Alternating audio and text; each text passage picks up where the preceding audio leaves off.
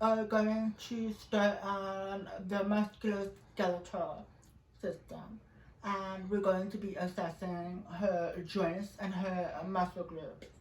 Um, so the first thing you do again is you inspect. So I'm inspecting her muscles. Inspecting how she's sitting.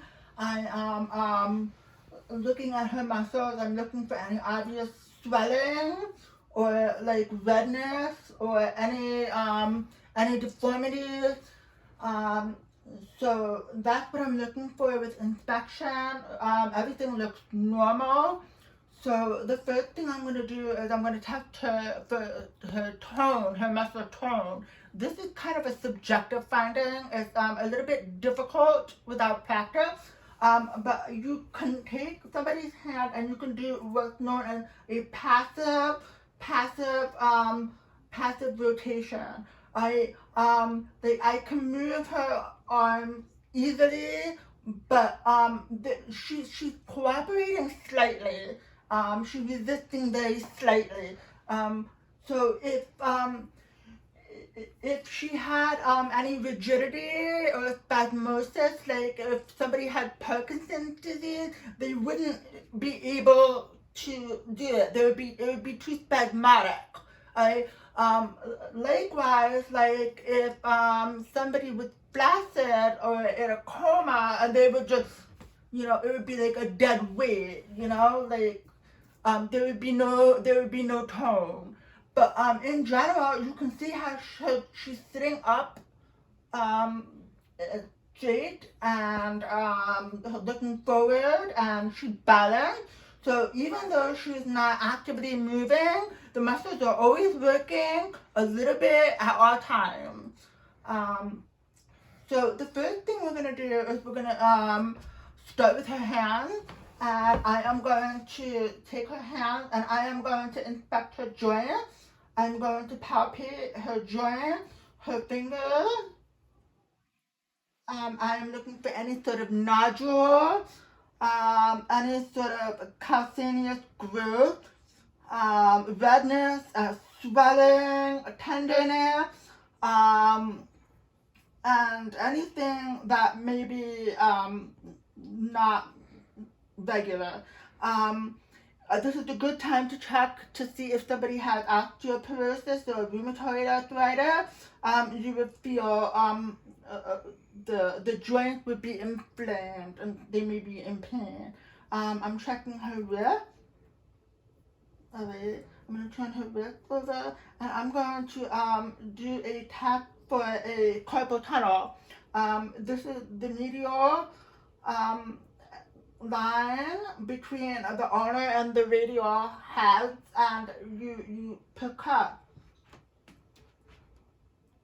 And if she feels numbness or pain coming down her finger, then that would indicate a possible carpal tunnel. Another thing, I'm going to ask you to put your thumb in and make a fist, and I am going to try to break it down, and you're not going to let me.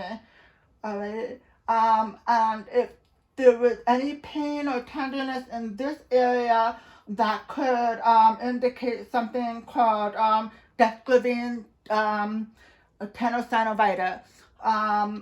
That happens a lot to students and, who write a lot and type a lot. So moving on, I'm going to be checking her elbows. I am going to feel for the olecranon process, which is right here. I am checking, the medial and the lateral condyle. With the elbow, if there was pain or tenderness in either the medial or the lateral condyle, that would be known as either like golfers or tennis elbow. So moving on to the shoulder, I'm palpating. I'm going to start with the clavicle. I'm going to palpate the clavicle. Okay, the superior clavicle. I'm going to work my way down the shoulder, and I'm going to locate the the acromion process. That is where the scapula meets the clavicle, and then right there should be a little bit of a notch. Alright, and you want to feel for that too. Moving down, you want to check. This is the bicipital notch. You should look at that too on both sides. And then you want to do the range of motion for the shoulder. So for the shoulder, the range of motion is extension and flexion goes all the way back. Alright. And then you pull out, and then adduction, adding to the body, away from the body. Okay. And then the scratch test, I want you to scratch your neck. And then I want you to reach back and try to feel your scapula. Okay. Then I want you to cross, you can say, cross your arm over like that. Alright. If she had pain or tenderness there, that can indicate a labrum tear or a possible rotator cuff injury. I did not do the range of motion for the fingers, the wrist, and the elbow, so I'm going to do them now. So again, with the fingers, there is the fingers either go you abduct away from, okay, or adduction, add to the body. Go down, flexion, extension. Alright. For the rear, it's the same thing, only the range of motion is eversion, inversion, or abduction and adduction. Okay. For the elbow, it's similar. You raise up, and you have pronation and supination. Right? Then you have adduction, abduction. Right? For the head and the neck, it would be a similar thing. You do flexion, look down at the floor. Okay, extension, look up at the ceiling. Okay. Then you put your to one shoulder and your to the other shoulder. Okay. Alternatively, you could do a big circle with your head and you can hit all points. So, rotate your neck.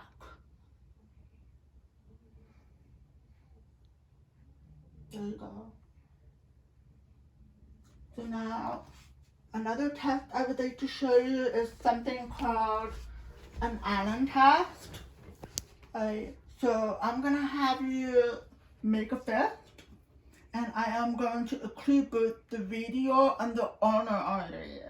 Now I want you to open your fist, and you can see that her palm is sort of blanched, it's white.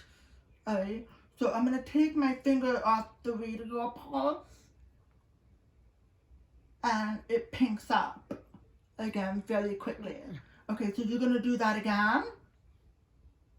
I'm going to occlude both arteries again. Alright, I want you to open up your hand. It's white again. So now I'm taking off the other side. And you can see that it pinks up pretty quickly. This is an important test to do, like if you're going to prick somebody for arterial blood glasses or A-lines or whatnot. Alright, so moving on now to the spine, Alyson, I'm gonna have you stand up for me. Okay, and I'm gonna have you stand up. Okay, and I want you, yeah, that's good. Alright, now I'm going to feel for her spine and her vertebra. This is the C7. That's that bony point that everybody can generally knows and feels. Okay, and that's the C7. That's where it starts. And you should look at how her standing is. So it gets concave and then convex, and then she has a nice lordosis and concavity. And then it goes all the way down to the sacrum, right above the natal cleft. From there, we are going to palpate her vertebra. We're looking for what we call step off. That's looking to see if there's a slipped vertebra, like it's either poking in or it's poking out. That could be a sign of a slipped disc or a herniated disc. Okay, I'm looking at her shoulders. They're even. Alright, now I'm gonna have you bend forward. Alright, and I am going to observe her spine. This is a good time to check for scoliosis, which would be a curvature of her spine, and it's nice and straight. This is also a good time to check her hips. So you press down on the top iliac crest and see the hips, and you can feel for the hip joints. Those are those classic notches that you see like in surfers or people in their bathing suits. The two dimples that are right above the buttock. That's where the joint. That's where the SI joints are for the iliac. You can stand, Alyson. Alright, now we're going to show the range of motion for the spine. Okay, so Alyson, you're going to go this way. You're going to go that way. You're going to try to go back a little bit. Okay, now you're going to keep your hip straight and you're going to rotate your body. Keeping your hips still, you're going to rotate that way. And that was the range of motion for the spine. You can have a seat. So we are going to now work, we are going to do her hips. So I'm going to have you lay. Okay.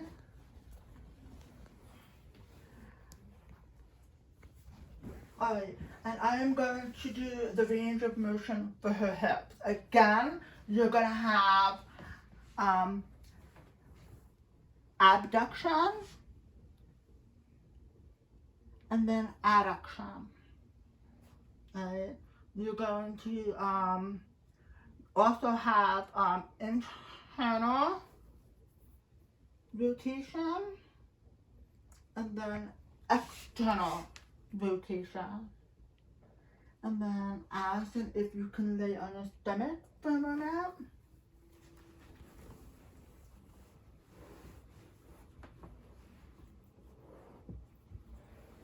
Okay, and then raise your leg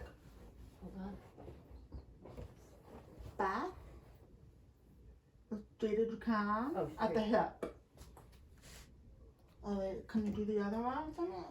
There you go.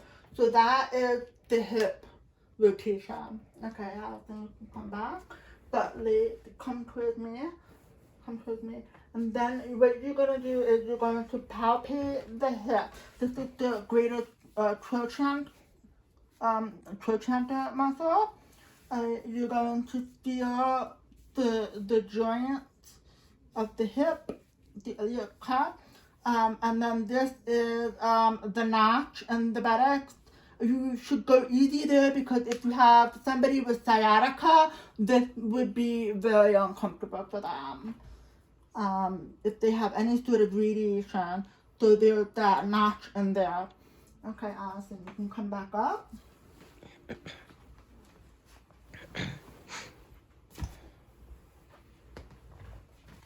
You can have a seat. Okay, so we are going to now move down to the knee. You are going to want to palpate the knee. You have here you have the femoral epicondyle, and right here you can kind of feel the medial lateral condyles of the tibia and the fibula, and if you put your fingers, you can notice that it sort of frames the knee. Alright? And right here is the patellar notch. And you're looking for pain, tenderness, or any sort of bulging. A lot of times if you see like a bulging over here, you can ask them if they have and it's large. You can ask them if they've ever been diagnosed with like what's known as Alger-Schlotter's disorder. They'll probably know that they have it and say yeah, but it would come across as a large bump on the side here of the knee. Another thing you want to do, if you can stand up for me again, Alyson, is you want to look and palpate the back of her knee, the fossa. Right? If there's like fluid buildup, sometimes it'll bulge out in the back of the knee. They'll often complain of like a heaviness feeling, and they wouldn't be able to squat like I'm squatting because that would be in the red. If you feel that, that's known as a Baker's cyst. Alyson, you can sit. So if she has any sort of like effusions or fluid buildup, or in between the medial and the lateral epicondyle, this is called the meniscus, the medial and lateral meniscus. And if there's pain and tenderness there, that could be indicative of a meniscal tear. And a lot of times patients will come in and complain of pain there, and it may be a meniscal tear. Alright, so moving down her legs, I can pick up if I'm going to examine her foot. I'm going to check for the medial and the lateral malleoli and the calcanea. I am going to palpate her toes, her metatarsals. Again, checking for any redness, warmth, swelling, tenderness. This is also a good time to check for the plana. This is known as the arch of the foot. Some people have like planas that's like a flat foot. People with flat foot can often over time develop pain in their knees and their hips. So a flat foot is not just a benign characteristic. It can cause problems down the line. But Alyson has a nice developed arch here. You'll notice that I'm often doing just one side in the interest of time, but obviously you would be doing both sides. And you would be looking for symmetry. You would be looking for, when you do your strength test, it's not so much that you felt the resistance, it's whether or not the resistance was symmetrical. That's more significant than whether there was some resistance at all. And so the next part we are going to test her reflexes. So with her reflexes, I'm going to take my hammer and I am going to, I don't know if I can have your hand. With her reflexes, I am going to check for the brachia. So, you can either strike the tendon itself or you can strike your thumb, you know. It takes practice. Okay, you can see her finger, her thumb twist up. Alright. Now I'm going to do her bicep.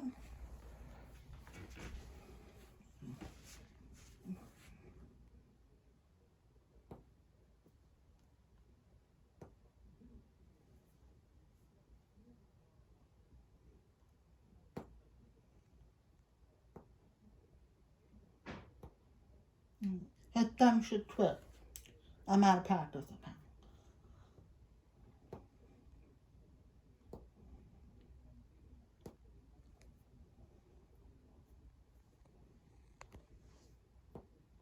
There you go. You throw the twitch. Now, this is a difficult one to get. We are going to do the tricep reflex. So it's hard to do because you need to get the patient to relax their shoulder. And then you find that, and then you.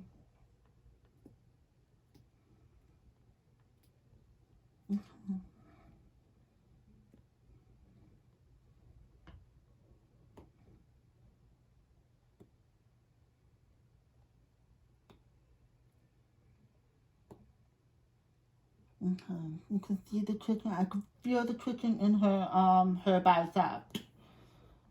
Okay. Next, we're gonna do what everybody knows as the deep tendon reflexes. Alyson, if you could sit all the way back. This is the patella.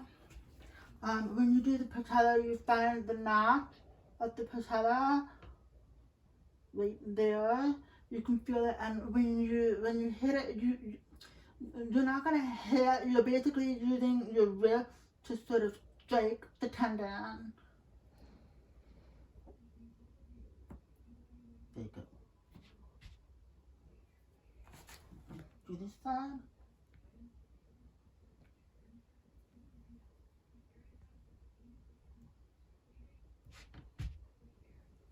Alright, there you go. Finally, the Achilles.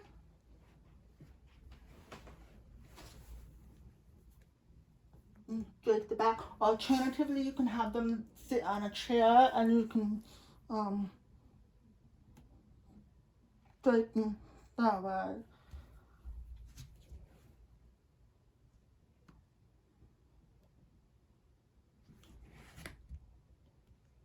There we go. You can see that. Then we have what's known as the cutaneous reflex responses. So I'm gonna have Alyson lay down for me.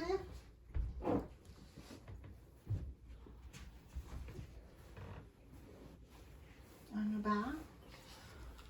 Okay, so what we're going to do is we are going to check for the cutaneous. You could use this part of your hammer, but it's often a lot more effective to use like a sharp angle like this, and you just kind of on a side, you just,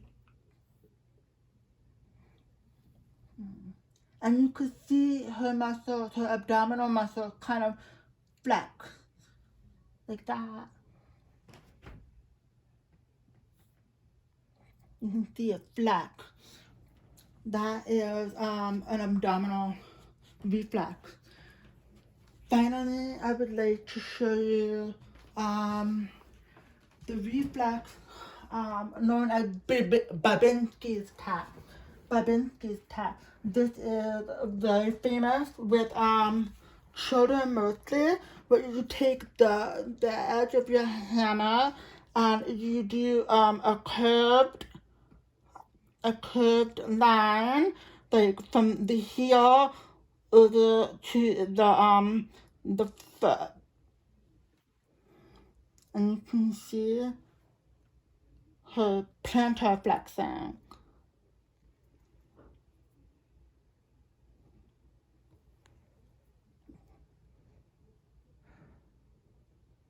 There she goes.